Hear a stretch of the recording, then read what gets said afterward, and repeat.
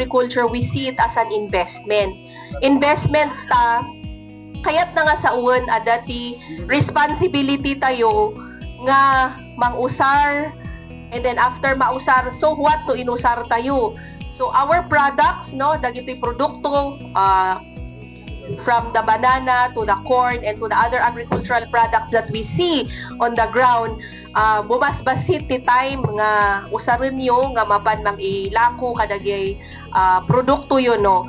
It also means, of course, livelihood, food security, and long-term rural development. And we will make a stand, and we will remain in our mantra nga umuna tilamit haan nga mangyari diya nga slippage iti daytoy nga PRDP.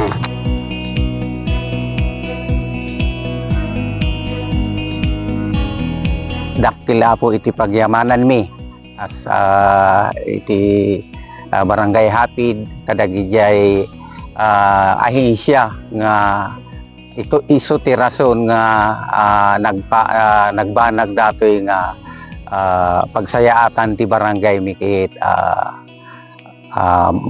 maiimplementar itatta. Umuna po agyaman kami iti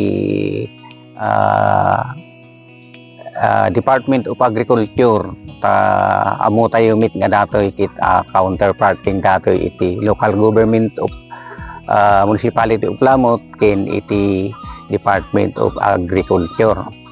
Dakil unay nga panagyaman mi kas may isang farmer iti daytoy nga agdama wenno mangrugi nga project iti PRDP ditoy ayan mi. Dakil unay iti maitid na nga pagsayaatan mi kita maibagami nga may isang blessing daytoy kada kami nga farmers ditoy ta dakil ti maitulong na kada kami.